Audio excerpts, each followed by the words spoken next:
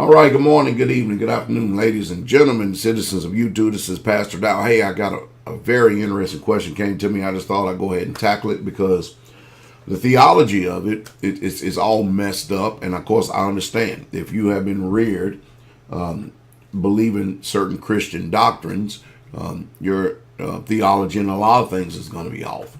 But the question here is this. Is Pastor Dowell, does God hate divorce? Does God hate divorce? Let me go ahead and answer this. Number one, God does not hate divorce. As a matter of fact, God is a divorcee himself when he had divorced Israel, and that's the 10 northern tribes. If you go over into the instructions, that's commonly called the Torah, you call it the law. If you go over there in the Deuteronomy 24th chapter and read the first 4 verses, you'll see that Yah regulated divorce. And the reason why he regulated divorce was because it was a protection for the women. It was a protection for the wives who had been divorced, because they had a total different culture back then than we do today. And there still should be protections. But that's the reason why he regulated, because and if he did not put a law out here through his custodian Moshe, then you'll have a lot of families as well as women run around here as what we would call whores, and there would be a bunch of homes that will be houses of ill repute, and there will be a bunch of refugee children. So now think about this. You'll hear people ignorantly over and over and over and over and over again that will say that God hates divorce. However, if you read your Bible, you'll never find that anywhere. There's just another one of those sayings that's commonly believed that people believe they have it right. But if you go over to Malachi, and let's just go straight to the point, okay? The 2nd chapter, the 16th verse, you're going to find out that God does not hate divorce. What he hates is the putting away. And there's a difference between someone being divorced and someone being put away.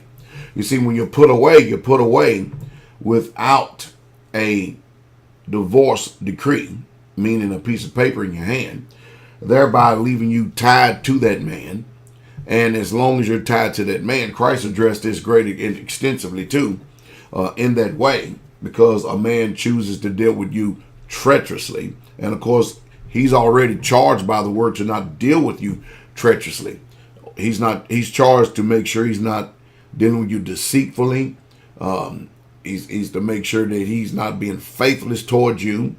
He's not to act treacherous towards you as a woman. And he's not to be offended at you. Because sometimes, you have men too many times, more often than not, they get bitter and they want to make a woman feel the pain, and they want to try to, if they're religious in tenor in nature, nobody wants to do, if they have the fear of God, nobody wants to do anything that is against him. So what you have is these men that say, I'm not going to give a divorce. Blah, blah, blah, blah, blah.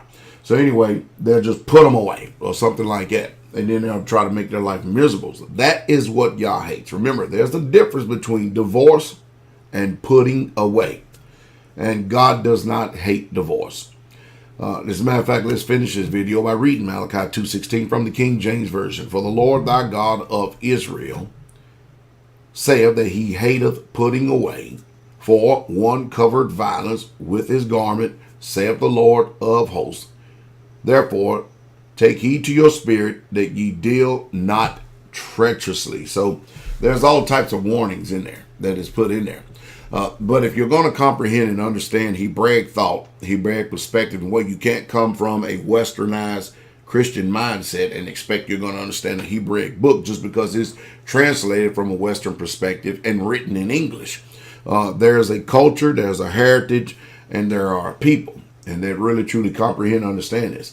So for all of you out there that's been condemned because you've been divorced and then you've been remarried and you've been divorced or you've been remarried or something like that, and if you've done things the lawful way, the right way according to the scriptures, then you should not deal with any condemnation whatsoever at all. The reason why people deal with condemnation is because of false teaching, false religions, and false everything.